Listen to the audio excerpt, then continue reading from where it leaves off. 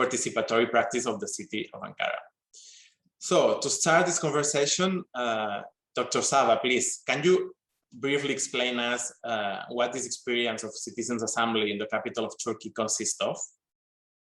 Yeah, actually, the citizens' assembly as institutional mechanisms of participation is not quite recent. It has a history of more than 15 years in Turkey. When they renewed the municipal law at the beginning of the years 2000s, to say it exactly at 2004, they made it as a part of the municipal law. So in every municipality in Turkey, we have the opportunity to establish a citizens' assembly in Turkey. But the establishment of the citizens' assembly is at the hands of the mayor who is elected. The law says just after the 3 months after election, the mayor has to establish a citizens' assembly and gather all the stakeholders in that city.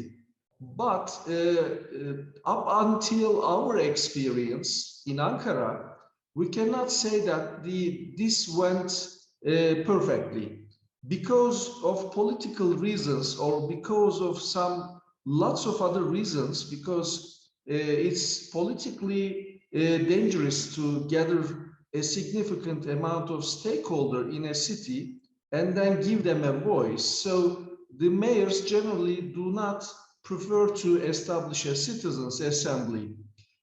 But although some mayors are reluctant in that subject, we saw lots of interesting participatory examples in Turkey and some real successful stories realized by them. For instance, citizens' assemblies in Turkey are very successful in environmental protests, especially, for instance, in the Marmara region, which is the European side of the Istanbul city. In the environmental protection movement, they have a very significant role. Other than that, in Central Anatolia and other parts of the Turkey, the citizens' assemblies realized very interesting projects concerning citizenship, concerning civil rights, concerning sustainability, transparency, and accountability. But usually a citizens' assembly is established in a small town or in a limited setting. So what we somehow achieved was to realize to establish a citizens' assembly in a metropolitan city, in a very large city. So that's why we would like to be recognized as a success story, because it's a very, very difficult thing to realize a participatory process and a mechanism under the heading of citizens' assembly in a metropolitan area. So that's was our struggle at the beginning, and that was our problematic.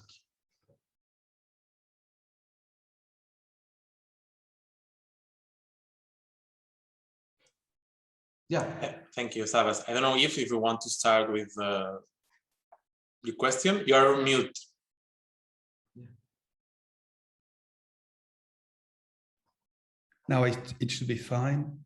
All right. So thank you, Dr. Savaş, for this explanation. Before asking you, I just wanted to highlight what we were absolutely amazed with. Effectively, having an assembly in a capital city like Ankara with all its complexity is another scale. And this has to be recognized, and it was recognized. So, and what is amazing too is the scale of the process.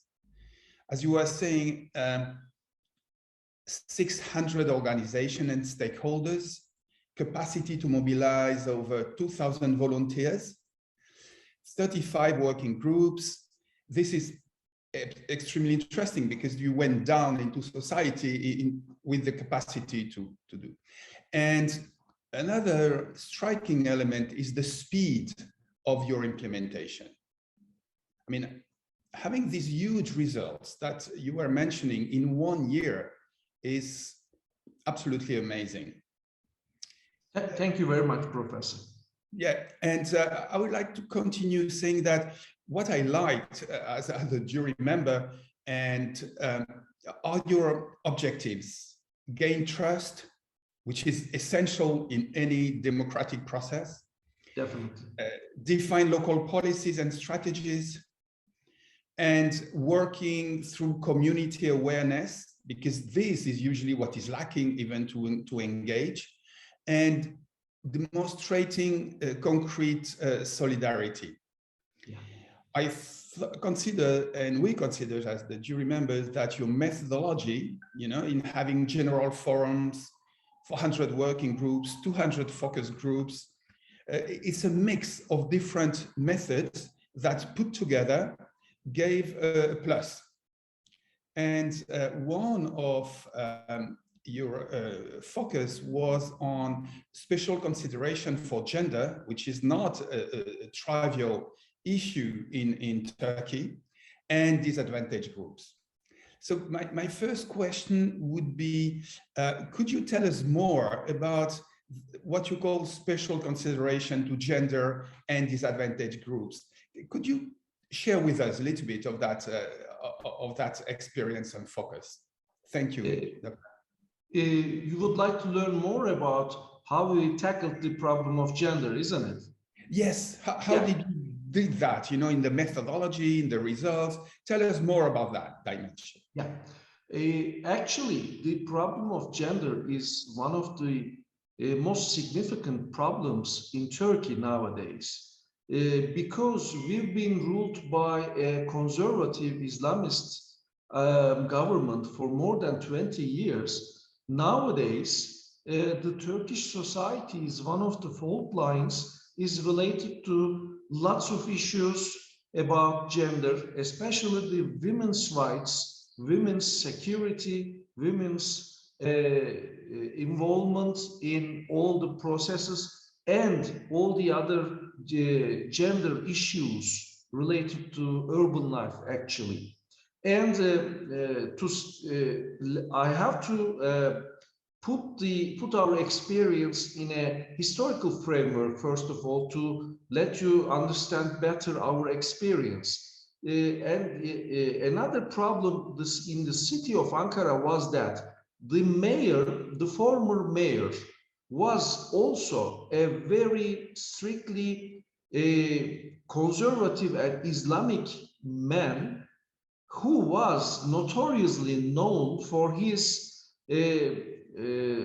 irritating, so to speak, explanations and narrative towards the gender issues. So when the mayor changed in the year 2019, the whole community of Ankara, the metropolitan area, was expecting a better understanding and more egalitarian take on the gender issues, starting with an equal involvement of women, especially in all the government affairs and local government affairs, actually. So the first starting point in our experience was involvement of all the gender sensitive NGOs and grassroots movements in the Citizens Assembly. So they've been involved in our all the working groups and all the general assemblies. So the first starting point was that, and a general thumb of rule offered by these NGOs and grassroots organizations was to put forward a gender mainstreaming approach in all our affairs. So when we in any process in our citizens' assembly, be it a policy process or a general public event, anything, we gather with those NGOs when at first we try to define a gender mainstreaming approach before going into action. So, for instance, if we are doing an event in a poor area, poor neighborhood, where the poor women are underrepresented, we are trying to reach those poor women first to involve them in our participatory process. Or, for instance, if we are doing an event, in artistic event or a cultural event, we are trying to reach all those different gender preferences artists, and let them speak and let them have their voice. These processes are not welcomed with ease at first, but nowadays it is being generally accepted that the Citizens' Assembly of Ankara is well known for being a gender mainstreaming citizens assembly. And the third step was to being educated, including myself. All our spokesperson, all our executive committee members got a gender mainstreaming education and training. So this was also a first in Turkey. Although there are 300 citizens assemblies in Turkey, none of them did something like that before. And although it's, you know, sometimes it's been taken lightly, okay, what does a training do for a gender mainstreaming thing? But because in our members of the executive committees and spokespersons who represent those 600 institutional stakeholders, some of them have never been aware of the gender issues before, especially the industrial production leaders, especially people coming from commerce or people coming from agriculture. So this three-step approach helped us to recognize and have tolerance against any type of gender issue, and then raise trust among gender mainstreaming proponents. Let me add, by the way, another an update on our numbers.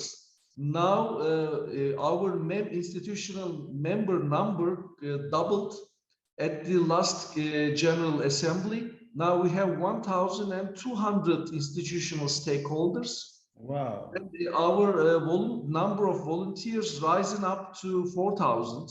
So we are going really fast and that's also related with the notorious mayor figure before. The city of Ankara, this is the capital city, and the country's most well-educated, most prosperous, and most wealthy people live in this city, and they want to have a voice. When you give them trust, they come, and they are going to come, I suppose, making us very excited to be with them all and to have a much better vision for the coming years. Well, thank you a lot, Dr. Savaş. Congratulations for doubling your numbers of volunteers. Thank you very much. And multiplying by more than 2 the number of organizations. It shows that the process is ongoing massively and at scale. Thank you too, because what you highlighted, you know, about the uniqueness of the Turkish situation in relation to gender needs to be appreciated by those who are going to share your experience. And I want to recall that it's not proper to Ankara. I had the opportunity, I mean, a couple of years to work in Eminönü, in Fatih, and Sulukule, and in other neighborhoods in Istanbul. And I could see over the years since the early 2000s how gender has went backward. Actually, on their issue, it's not really that it's a bleak situation, but the trend was quite bleak too, you know. And what you've done to counter effect that tendency is noticeable, I must say, within the Turkish situation, and giving a hope to other cities that it is possible. So it's a good signal that you're bringing in. Now, one of your results, obviously, is to have built a vision of the city, an agenda based on diversity and multiple stakeholders, isn't it? Definitely.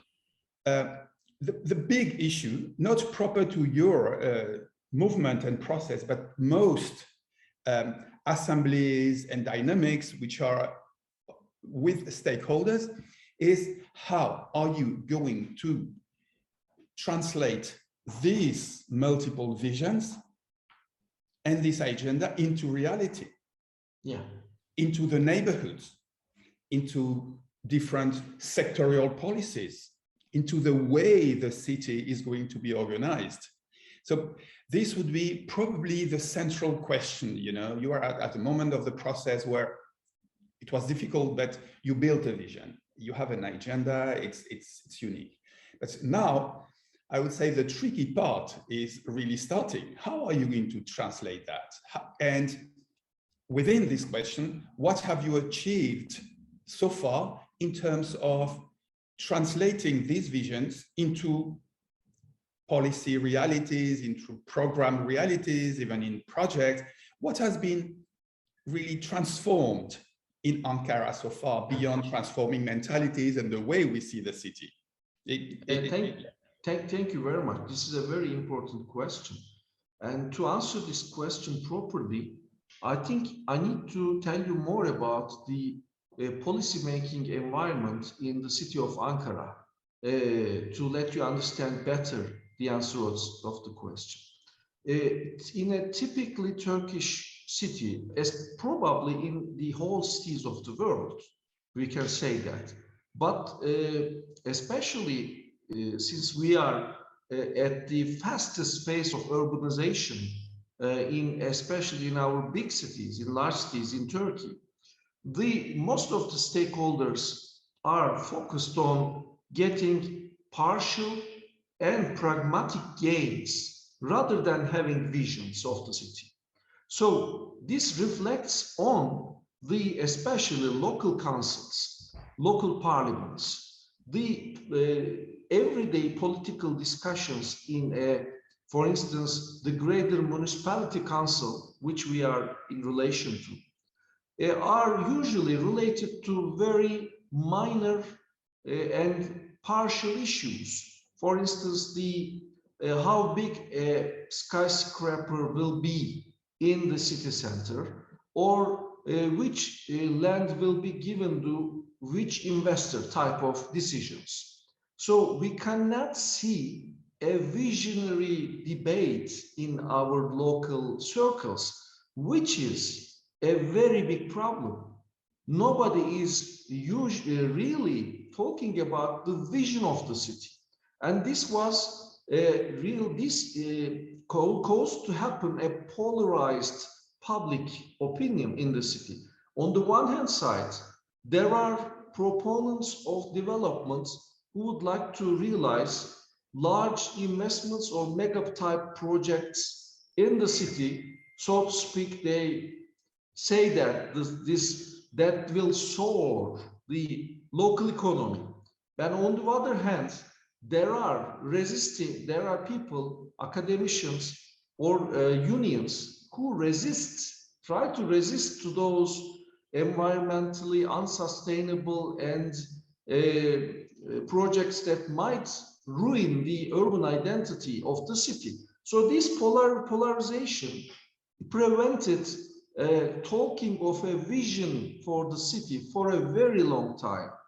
What we tried to realize was to create an environment for a visionary debate to happen. And to do that, we turn to public opinion through our working groups and general assemblies.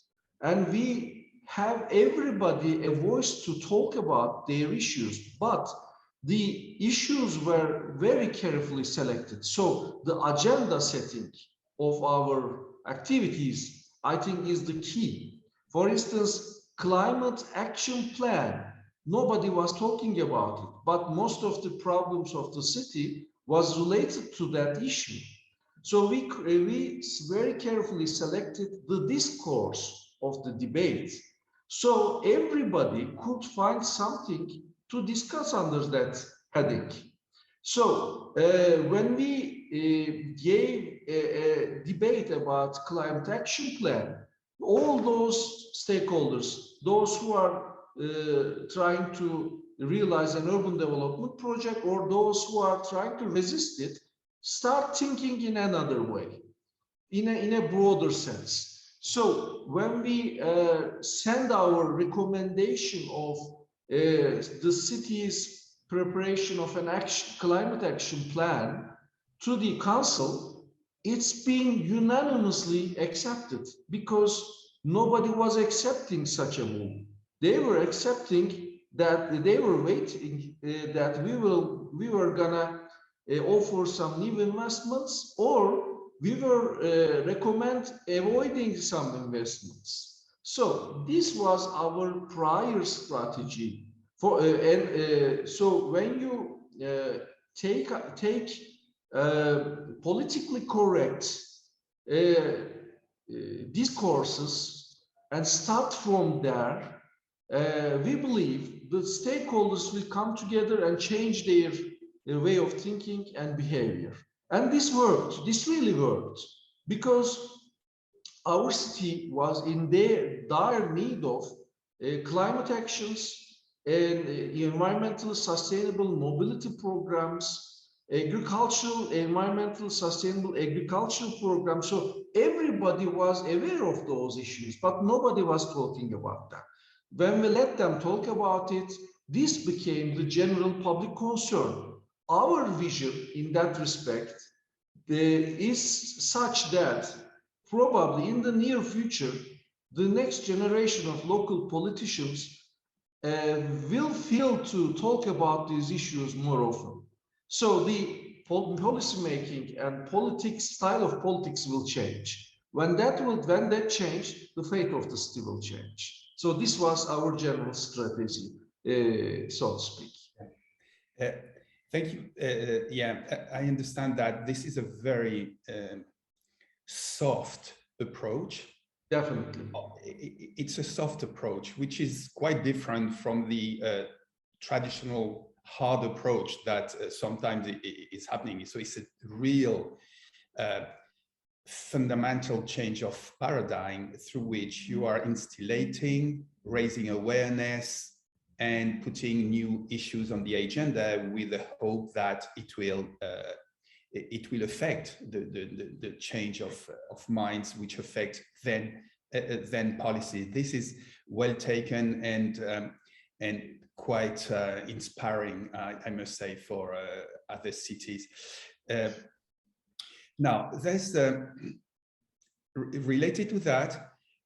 Usually when you have this sort of soft approach and awareness raising, you used to work with media, you know, yeah. TV, newspapers, and in your proposals, this bit was not that developed, you know, the role of the media. Could you briefly expand, how did you change? Because the media are, apart from some of them, which are having trouble in Turkey, I must say, over the last years, how did you work with the media in order to go, I mean the mass media, I don't mean social networks, etc., you know, which is at the ADN, I understand, of what you're doing.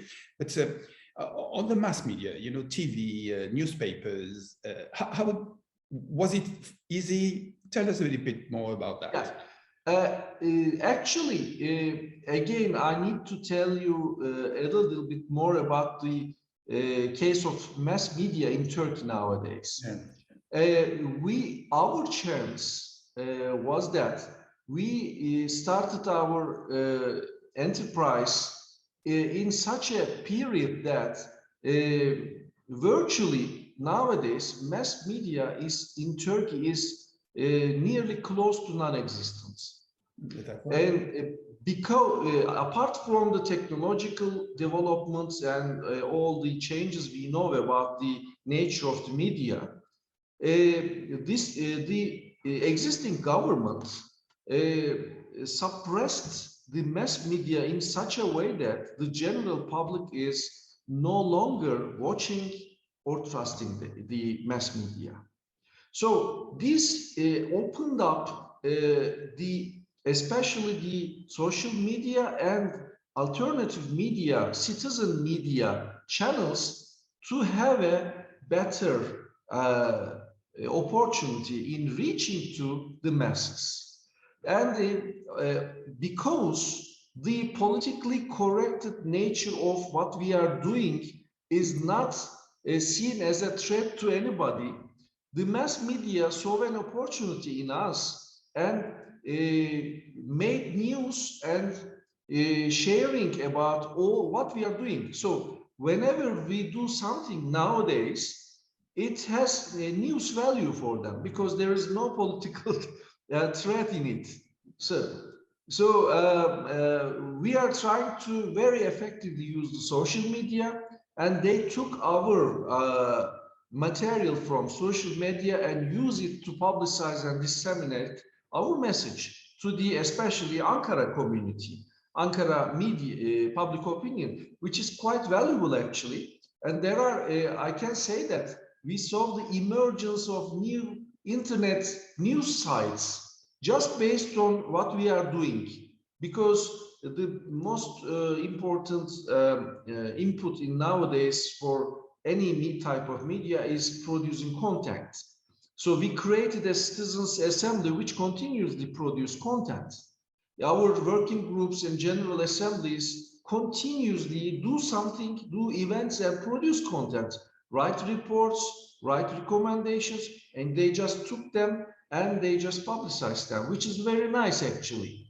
But when sometimes there are also contradictions in the city, and it's in those times it becomes a bit difficult to take a position, because without bringing together your stakeholders in a contradictory position and before solving that contradiction, you cannot make a public declaration. But media mostly don't want to wait. So in those times, it becomes a governance of media issues.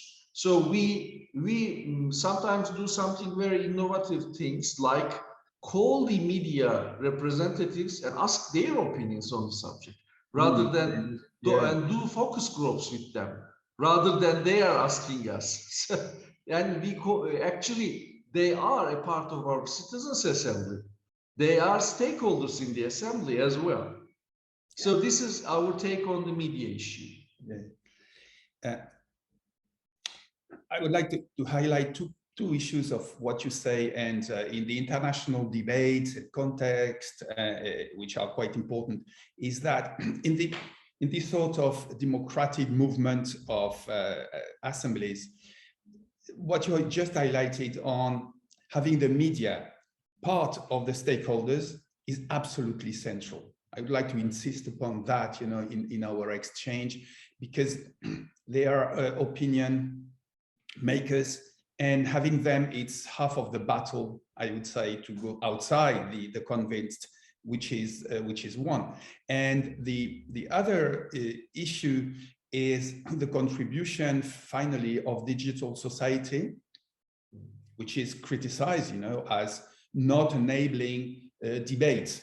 It's of reducing debates, which is another side of the digital society and virtual democracy. But in your case, in front of the control of the media and the mass media, which has been rolling in the country, and we can see that from the outside, what you just highlighted on the role of social media on its contribution to building a democracy is quite well taken, I must say. So thank you so much for nuancing, I mean, the understanding of the case and of your unique experience. My last question, Savaş, is the following.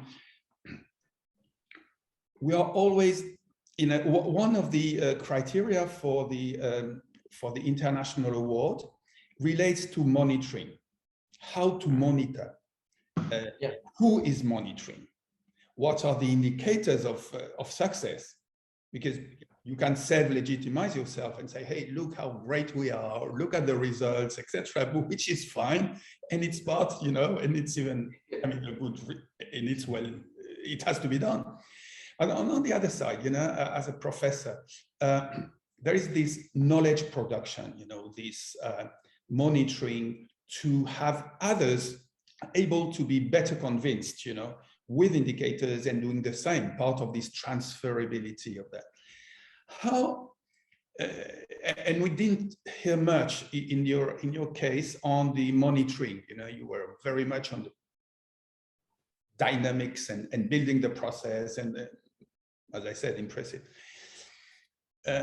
What is your views and practice on the monitoring side, you know, on having a little bit benchmarking or indicators or softer approaches? Could you tell us a little bit your views on that, Dr. Savaş? I think that's a very crucial question. And at the beginning of our Citizens Assembly experience, we reviewed the methods of monitoring action. And to say the truth, I think behind our success in our assembly was the modeling phase we have at the beginning of the Citizens Assembly. We have a debate on how to model the Citizens Assembly. And a part of that debate was how to monitor what's going on in the assembly. Because as you said, nowadays, politicians, bureaucrats, and even we academicians are bound with PR strategies. And everybody was trying to say, hey, look, how great is my article or how great is my book. So, but this avoids us to see our mistakes, to correct ourselves or better ourselves, or to go on a better direction.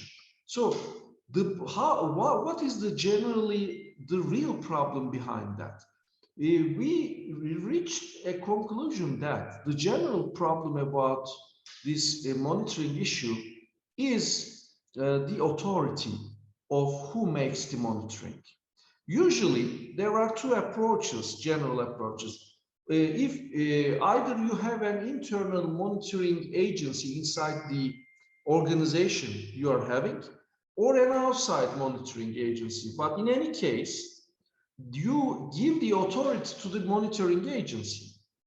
I mean, the internal monitoring agency, you struggle with them, you try to persuade them they are doing good, but they are trying to, you know, reveal that you're not doing that good. Or the outside monitoring agency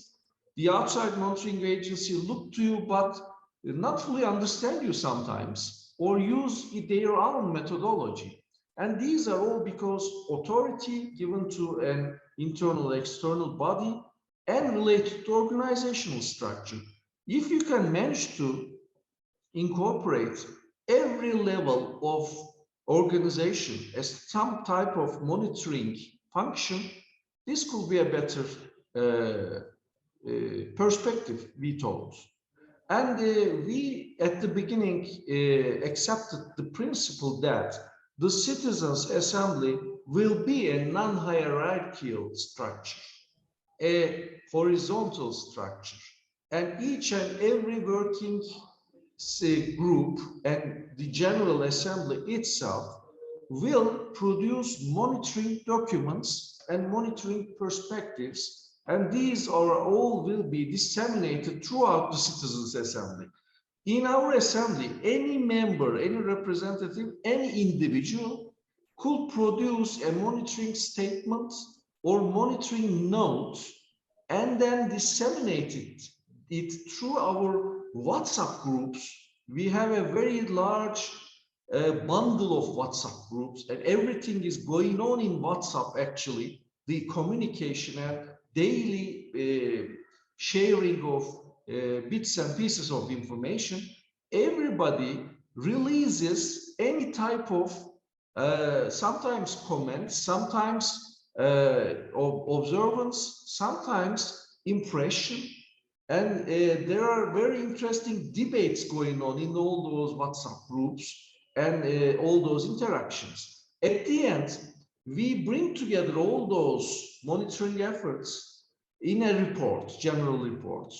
Now we have a monitoring report produced by ground up rather than a body of monitoring.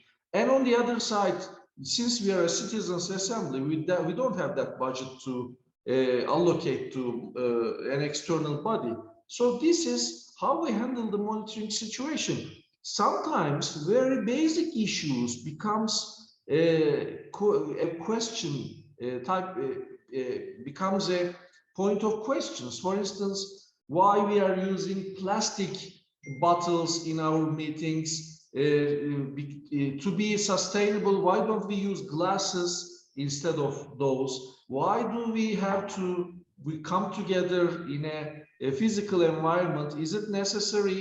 Why the Citizens Assembly is not taking that issue into consideration, but that one? So this monitoring became a way of development and improvement of the Citizens Assembly, because sometimes the comments made about the Assembly's functioning caused us to establish new working groups and take new issues. For instance, yesterday, because of a monitoring note reached to us, we have established a working group related to migrants and migration.